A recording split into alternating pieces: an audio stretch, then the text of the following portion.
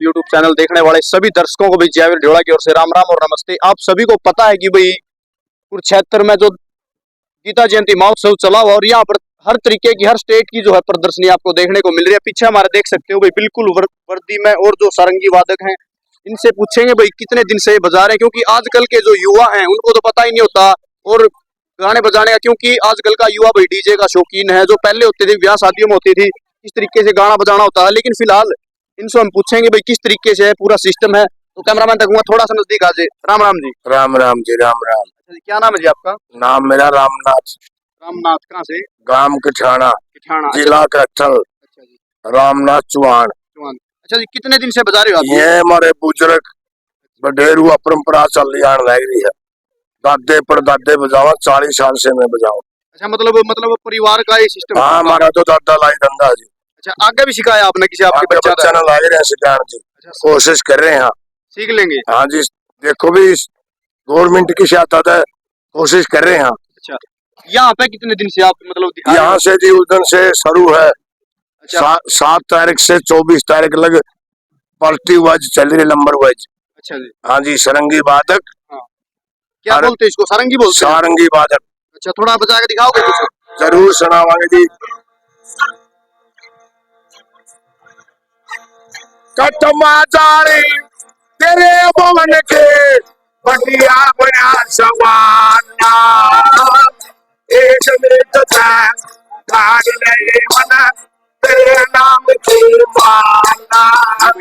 कटमा जारी तेरे भवन के बढ़िया बना सवाना, एक मिनट गाड़ ले मना तेरे नाम की माना। बहुत बढ़िया जी, बहुत बढ़िया। ये देख सकते हो भाई बिल्कुल जो इनका ग्रुप है ये चौथा और पहनावा भी आप देख सकते हो। मतलब दादाजी अपने हरियाणा की जो संस्कृति है धोती और बिल्कुल हर तरीके से ऐसा है बेटा, जो हमारे संगम चौकी है जी जी ये परंपरा है। जब आपने इनके बाद इनके साथ मेरे से पूछा है जी जी तो ये तो एक परंपरा इतनी गजब की है। और जोगियों के पास जो कलाकारी है, जो इनकी विद्या है वो कहीं लिखी हुई नहीं है। ये केवल जबान से याद है, जबानी याद है।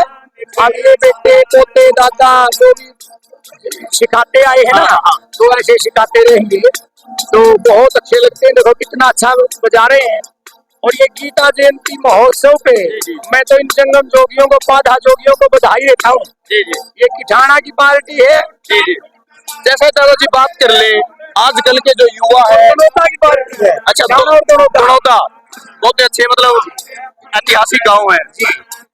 तो भी देख सकते दादाजी जैसे ज्यादा बात कर ले आजकल के जो युवा हैं उनको तो पता ही नहीं इन चीजों का, बताने की दूर की बात है।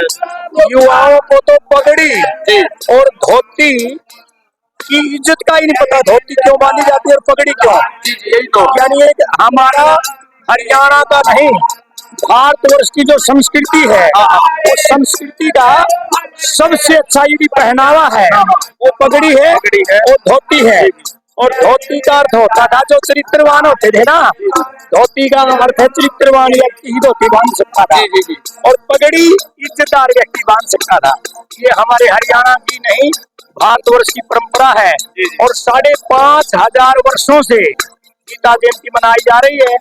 और असलियत में गीता जयंती जो है, अर्थात मैं ये सही बताऊं तो आपको आज है जो 5157 साल हो गए।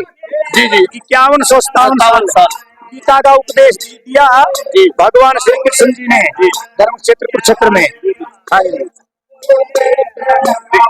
देख सकते हो बिल्कुल एक नजारा देखते ही बनता है। याद रखे मेरा बारे के करके गाँव डाल ले माला तेरा नाम की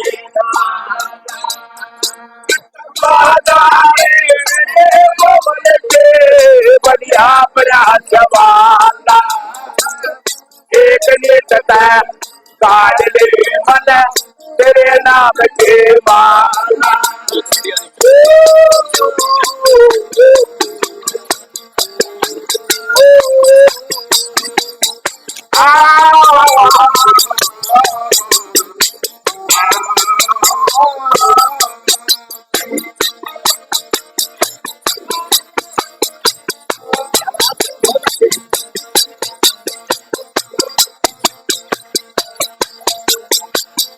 देख सकते हो भाई, बिल्कुल जो मतलब इन्होंने पूरा जो गीत भी आप लोगों को सुना दिया।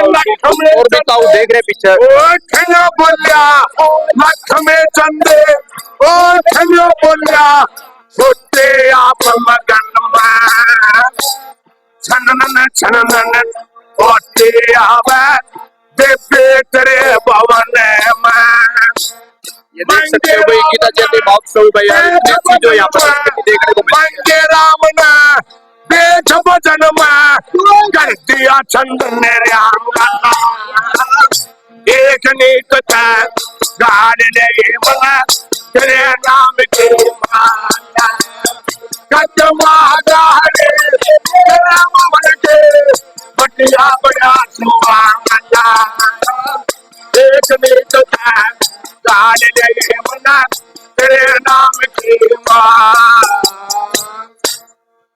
बहुत बढ़िया जी, बहुत बढ़िया। मैं आप सबको ये बताना चाहता हूँ जी हरियाणा के जिला जींद के दनोता गांव जी और कैथल जिला के किठाना गांव की मशहूर पार्टी है जी ये। हमारे जो जोगी समाज के महापुरुष हैं, जी जो इनकी विद्या है वो कोई ग्रंथ में नहीं है। इनकी विद्या इनके मुखारविंद से है, इनके दिलो दिमाग में है। जैसे इनके दादाओं ने सिखाया, फिर ये अपने औलाद को सिखाने लग रहे हैं। मैं तो ये कहना चाहता हूँ इस सरकार से, भारत की सरकार से भी, हरियाणा की सरकार से भी, कि जंगम जोगियों के पास, पाधा जोगियों के पास जो विद्या है वो अनूठी विद्या है। और उस विद्या को किसी भी तरीके से लेखन का काम यदि सरकार करे तो ये विद्या जीवित रह सकती है। क्योंकि आजकल के जो बच्चे हैं सब पढ़े लिखे हो गए। अब ब्राह्मण को यदि आप पूछेंगे, ब्राह्मण का लड़का ब्राह्मण तो यानी ब्राह्मण वाला काम करना पसंद नहीं करता। जंगम जोगियों का, पाधा जोगियों का बच्चा जो है वो ये कहेगा ना हमारा तो रिश्ते जीवित लिया तो हमें तो सरंगी बजा करते। यानी मेरा कहने का अर्थ ये है, मैं भारत की सरकार और हरियाणा सरकार से प्रार्थना करूंगा कि जो सारंगी है, सारंगी में ही 100 सुर है। सारंगी वादक ही एक ऐसा वादक होता है जो सभी सुरों को जानता है, जो 6 राग और 30 रागनियों के बारे में जानता है, वो सारंगी वादक होता है। और बेटा किसी भी प्रकार की जो मेरे से बात पूछोगे इस पगड़ी के बारे में, आजकल के हमारे बच्चों को ये पता नहीं, पगड़ी इज्जतदार के लिए होती है।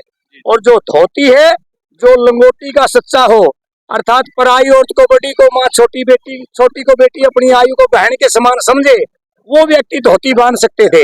धोती का अर्थ वैसा नहीं है कि धोती कोई भी बांध सकता है। धोती वही बांधेगा जो चरित्रवान होगा, और जो इज्जतदार होगा वो पगड़ी बांधेगा। अच्छा, मुझे जितना पता है इस पार्टी के जो हेड है वो हमारे, आप भी बताओ, रामनाथ जी। रामनाथ जी जो हमारे पाधा जोगी हैं, चौहान वंश के हैं। और देखो जो चौहान वंश है उसने तो भारतवर्ष को दिशा दी है। जैसे मेरी एक कविता थी, तुम हो महाराणा प्रताप शिवाजी पृथ्वीराज चौहान, गुरु तेग बहादुर जयमल फतेह शहीद गंज बलिदान, बंदा विरागी मंगल पांडे सैनिक वीर जवान, नाना साहिब त्यांता टोपे दयानंद ऋषि महान, हेमू बक्काल हरि सिंह नलवा राव तुल्ला राम, मैं करूं तुम्हारे चरणों के मां बार बार प्रणाम, वीर शहीदों तुम्हें हमारे मंदिर तीर्थ धाम, मैं करूं तुम्हारे चरणों के मां बार बार प्रणाम। इन बहुत लंबी लंबी कविता है मेरी। और जैसे आपने पूछ लिया बेटा, मैंने 6000 से ज्यादा तो हरियाणवी कविता लिखी हैं, और लाखों की संख्या में मेरी पंक्तियां हैं, चाहे वो गजलों की हैं, चाहे वो हरियाणवी साहित्य की हैं, चाहे वो लघु कथाओं की हैं, चाहे कहानियों की हैं। यानी मेरा कहने का अभिप्राय है, जब आप कभी मेरा इंटरव्यू लोगे तो मैं बताऊंगा। अब तो मेरी विनती है, तो हमारे पाधा जोगियों से आप बारी बारी एक बार जरूर पूछें, इनका नाम परिचय जरूर लें। और हमारे पुलिस के अधिकारी हमारे बीच में आए हैं, और गीता जयंती पे जो हजारों और लाखों की संख्या में लोग आए हुए हैं, मैं सभी को नमन करता हूं, प्रणाम करता हूं और मैं चाहता हूं कि हरियाणा सरकार और भारतवर्ष की होनहार अच्छी सरकार से को मैं बधाई देते हुए ये कहना चाहूंगा कि गीता जयंती पे जो वो काम कर रहे हैं वो सराहनीय है। और गीता जयंती को आज मेरे अनुसार, क्योंकि हो सकता है मैं गलत हूं कोई और सही हो, यानी 5157वां वर्ष है। 5157 वर्ष पहले भगवान श्री कृष्ण जी ने जो गीता का उपदेश दिया वो हरियाणा की भूमि से दिया। जो गीता का उपदेश दिया वो धर्म क्षेत्र कुरुक्षेत्र की देवभूमि से दिया।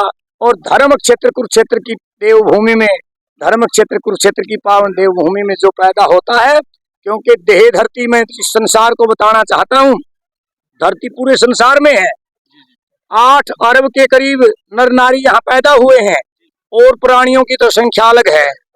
देव धरती आप जाओगे, उत्तराखंड को भी कह सकते हैं, उत्तर प्रदेश को भी कह सकते हैं, हिमाचल प्रदेश को भी कह सकते हैं, और जन्नत और स्वर्ग जम्मू कश्मीर को कह सकते हैं।